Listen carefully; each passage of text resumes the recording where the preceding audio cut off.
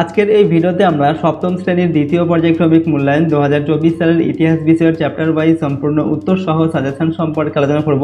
তো second unit টেস্টে তোমাদের চতুর্থ অধ্যায়, পঞ্চম অধ্যায় আর ষষ্ঠ অধ্যায়, এই তিনটি অধ্যায় থেকে কিন্তু প্রশ্ন দেওয়া হবে। তো এই তিনটি অধ্যায় থেকে আমরা তোমাদের যে গুরুত্বপূর্ণ 2 নম্বর, 3 নম্বর এবং 5 নম্বর মানের প্রশ্ন এবং উত্তরগুলো রয়েছে সেগুলি সম্পর্কে আলোচনা করব।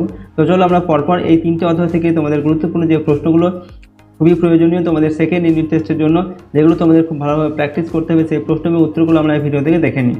প্রথমে দেখো, তোমাদের যে চতুর্থ অধ্যায় দিল্লির সুলতানের যে অধ্যায়টি রয়েছে, এই অধ্যায় থেকে 2 নম্বর এবং 3 নম্বর মানের প্রশ্ন এবং উত্তরগুলো দেখে নাও। এই সমস্ত প্রশ্নের PDF ফাইল পেতে চাইলে আমাদের সহজ লেসন অ্যাপটিকে ইনস্টল করবে। অ্যাপের লিঙ্ক ডেসক্রিপশন বক্সে দেওয়া আছে, অথবা গুগল প্লে স্টোর থেকে তোমরা অ্যাপটিকে কিন্তু ডাউনলোড করে নিতে পারো। ওকে, তো দেখো এই PDF থেকে তোমরা প্রশ্ন এবং উত্তরগুলো দেখে নাও। প্রথম প্রশ্ন দেখো, বলা হচ্ছে আমির ও ওমরাহ কাদের বলা হতো। দেখো প্রশ্নের উত্তরগুলো কিন্তু এখানে দেওয়া রয়েছে, উত্তরগুলো আমি তোমাদের কিন্তু পড়ে শোনাচ্ছি না, উত্তরগুলো তোমরা স্ক্রিন থেকে দেখে নাও, ঠিক আছে। আর যদি PDF ফাইল পেতে চাও তাহলে অ্যাপটিকে ডাউনলোড করে নিও, ঠিক আছে। এরপরের প্রশ্ন দেখো, ইবন বতুতা সম্বন্ধে যা জানো লেখো। পরের প্রশ্ন, হাবসি কাদের বলা হয়। ওকে, হাবসি কাদের বলা হয়, এগুলো হচ্ছে 2 নম্বর অথবা 3 নম্বর মানের ক্ষেত্রেও কিন্তু দেওয়া হতে পারে। নেক্সট দেখো, খুতবা কি। ওকে, প্রশ্নের উত্তরটা তোমরা দেখতে পাচ্ছ স্ক্রিনের ওপর থেকে। পরবর্তী প্রশ্ন হচ্ছে, সুলতান রাজিয়াকে সুলতানা বলা হয় না কেন, ঠিক আছে। নেক্সট হচ্ছে, তুর্কান ই চিহলগানি বা বন্দে ই চিহলগানি কাদের বলা হতো। এরপরের প্রশ্ন দেখো, সিজদা ও পাইবাস কি। ওকে, নেক্সট প্রশ্ন, খলজি বিপ্লব কি। ওকে, প্রশ্নের উত্তরগুলো তোমরা দেখে নাও। পরের প্রশ্ন, রুমি কৌশল কি অথবা পানিপথের প্রথম যুদ্ধে বাবরের কৌশল কি ছিল, ঠিক আছে। এরপর উলেমা কাদের বলা হতো। নেক্সট প্রশ্ন, জিজিয়া কর ও তুরস্ক দণ্ড কি। ওকে, পরের প্রশ্ন, দাগ ও হুলিয়া কি। নেক্সট হচ্ছে, দেখো এরপরের প্রশ্ন যেটা রয়েছে, পরবর্তী প্রশ্ন হচ্ছে ইকতা ব্যবস্থা সম্বন্ধে যা জানো লেখো, ঠিক আছে। ইকতা ব্যবস্থা সম্পর্কে, অথবা বলতে পারে কি ইকতা ব্যবস্থা সম্পর্কে টিকা লেখো, ঠিক আছে। এটা হচ্ছে ইকতা ব্যবস্থা। এরপর একডালা দুর্গটি কীরূপ ছিল, বা একডালা দুর্গ সম্পর্কে টিকা লেখো বলতে পারে। ওকে, এরপর রাজা কৃষ্ণদেব রায় সম্পর্কে কি জানা যায়, এটা কৃষ্ণদেব হবে, ঠিক আছে। কৃষ্ণদেব রায় সম্পর্কে কি জানা যায়। দিল্লির সুলতানদের কখন খলিফাদের অনুমোদন দরকার হতো, ঠিক আছে। এরপর সুলতান ইলতুৎমিশের সামনে প্রধান 3টি সমস্যা কী ছিল। ওকে, পরের প্রশ্ন, কারা ছিল সুলতান রাজিয়ার সমর্থক, কারা ছিল তার বিরোধী। এরপর হচ্ছে, ইলিয়াস শাহী এবং হোসেন শাহী আমলে বাংলার সংস্কৃতির পরিচয় দাও, ঠিক আছে। এরপর দেখো সপ্তম অধ্যায়, তোমাদের সপ্তম শ্রেণীর এই যে চতুর্থ অধ্যায়, এখান থেকে 5 নম্বর মানের প্রশ্নগুলো দেখে নাও। তো প্রথম প্রশ্ন দেখো, বিদেশি পর্যটকদের বিবরণীতে বিজয়নগর সম্পর্কে কি জানা যায়। ওকে, তো বিজয়নগর সম্পর্কে লিখতে হবে। ওকে, উত্তরটা তোমরা এখান থেকে দেখে নাও। পরের প্রশ্ন দেখবো, এরপর হচ্ছে দেখো, তুগলকি কাণ্ড কারখানা সম্পর্কে যা জানো লেখো, ঠিক আছে। তুগলকি কাণ্ড কারখানা, ওকে, বা মোহাম্মদ বিন তুগলককে পাগলা রাজা কেন বলা হয়, বা খামখেয়ালি রাজা কেন বলা হয়, ঠিক আছে। এরকমভাবে কিন্তু প্রশ্ন দেওয়া হতে পারে।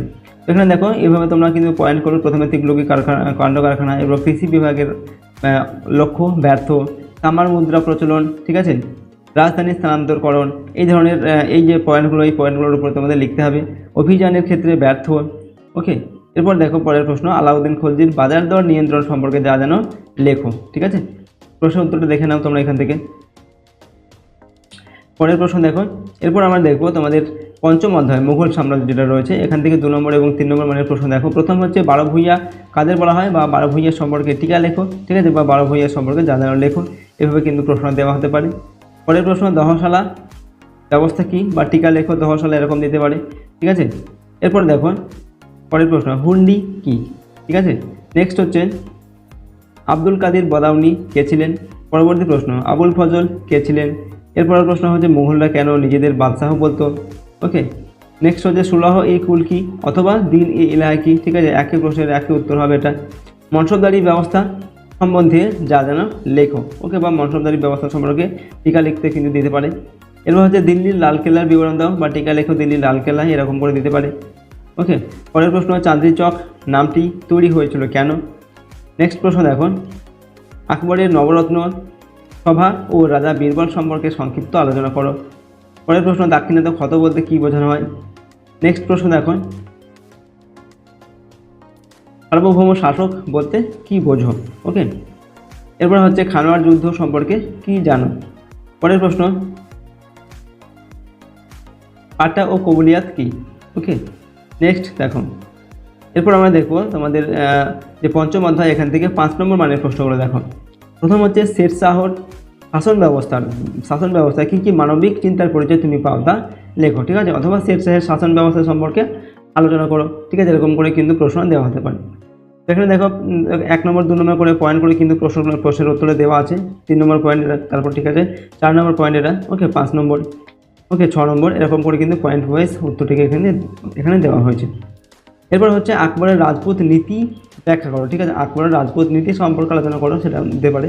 ওকে, প্রথমে লিখবে ভূমিকা, তারপর আকবরের রাজপুতদের সম্পর্কে আকবরের গৃহীত নীতি, বৈবাহিক নীতি, ঠিক আছে, উচ্চ পদে নিয়োগ নীতি, এরপর হচ্ছে বিভিন্ন সুযোগ সুবিধা প্রদান নীতি, যুদ্ধ নীতি, এভাবে পয়েন্ট ওয়াইজ লিখবে, ঠিক আছে। নেক্সট প্রশ্ন দেখো, মুঘল সাম্রাজ্যের প্রকৃত প্রতিষ্ঠাতা হিসেবে আকবরের কৃতিত্ব আলোচনা করো, ঠিক আছে। তো আকবরের কৃতিত্ব এবার প্রথমে পয়েন্ট করে দেওয়া হচ্ছে আকবরের রাজ্য জয়, ওকে, এরপর হচ্ছে রাজপুত নীতি, নেক্সট হচ্ছে 12 ভূঁইয়ার সমস্যা, এরপরের পয়েন্ট দেখো কি লিখবে আকবরের ধর্মনীতি, ঠিক আছে।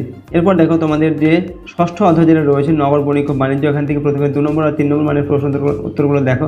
প্রথম হচ্ছে ভাস্কো ডা গামা কে ছিলেন, এরপর হচ্ছে আলবুকার্ক কে ছিলেন, ঠিক আছে, এগুলো হচ্ছে 2 নম্বর অথবা 3 নম্বর দিতে পারে।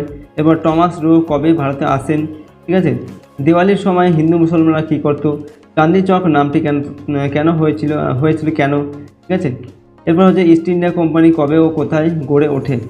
নেক্সট হচ্ছে বিদেশি বণিকরা বাংলার কোথায় কোথায় বাণিজ্য কুঠি স্থাপন করেছিল, ওলন্দাজ কাদের বলা হয়, দিল্লির লালকেল্লার বিবরণ দাও, ঠিক আছে। এরপর দেখো এই অধ্যায় থেকে তোমাদের 5 নম্বর মানের প্রশ্নগুলো দেখো। প্রথম হচ্ছে খ্রিস্টীয় ত্রয়োদশ শতকে দিল্লি কেন একটি গুরুত্বপূর্ণ শহর হয়ে উঠেছিল, ঠিক আছে। দেখো উত্তরটা তোমরা দেখতে পাচ্ছ এখান থেকে, ঠিক আছে, প্রথমে এই পয়েন্টটা করবে, তারপরে উত্তরটাকে লিখবে। এরপর দেখো শাহজাহানবাদের নাগরিক চরিত্র কেমন ছিল, ঠিক আছে, শাহজাহানবাদের নাগরিক চরিত্র কেমন ছিল, অর্থাৎ শাহজাহানবাদ যে শহর সেটা সম্পর্কে কিন্তু এখানে লিখতে বলা হচ্ছে। পরের প্রশ্ন কী দেওয়া আছে, কী রয়েছে দেখো। নেক্সট হচ্ছে মধ্যযুগে ভারতে দেশের ভেতরে বাণিজ্যের ধরনগুলি কেমন ছিল তা লেখো, ওকে। এরপরের পয়েন্ট দিল্লি সুলতানদের আমলে ব্যবসা বাণিজ্যের বিস্তার কেন ঘটেছিল, ওকে। তো দেখো এই ছিল তোমাদের ক্লাস 7-এর সেকেন্ড ইউনিট টেস্টের জন্য হিস্ট্রি বা ইতিহাস সাবজেক্টের তোমাদের যে 3টি চ্যাপ্টার রয়েছে, এই চ্যাপ্টার থেকে আমরা যে গুরুত্বপূর্ণ প্রশ্ন এবং উত্তরগুলো এখানে তোমাদের তুলে ধরলাম, ঠিক আছে। এই সমস্ত প্রশ্নগুলো কিন্তু তোমরা ভালোভাবে প্র্যাকটিস করবে, এর মধ্যে থেকেই তোমাদের কিন্তু পরীক্ষা প্রশ্ন সাধারণত দেওয়া হয়, সুতরাং এই সমস্ত প্রশ্নগুলো অবশ্যই তোমরা ভালোভাবে প্র্যাকটিস করে নেবে, ওকে। আর যদি আমাদের চ্যানেলে তোমরা নতুন হয়ে থাকে চ্যানেলটি অবশ্যই করে সাবস্ক্রাইব করে পাশের বেল আইকনে প্রেস করবে এবং অল অপশানটি সিলেক্ট করে নেবে পরবর্তী ভিডিওগুলো পাওয়ার জন্য। ভিডিওটিতে একটি লাইক করবে, অবশ্যই ভিডিওটি বন্ধুবান্ধবের সঙ্গে শেয়ার করবে এবং এর প্রশ্নোত্তরের PDF ফাইল পেতে চাইলে সহজ ভাষায় অ্যাপটিকে ইনস্টল করবে, অ্যাপের লিঙ্ক ডেসক্রিপশন বক্সে দেওয়া অথবা গুগল প্লে স্টোর থেকে তোমরা ডাউনলোড করে নিতে পারো। তো চলো আজকের এই ভিডিওটিকে আমরা এখানে শেষ করছি। সম্পূর্ণ ভিডিওটি দেখার জন্য অসংখ্য ধন্যবাদ।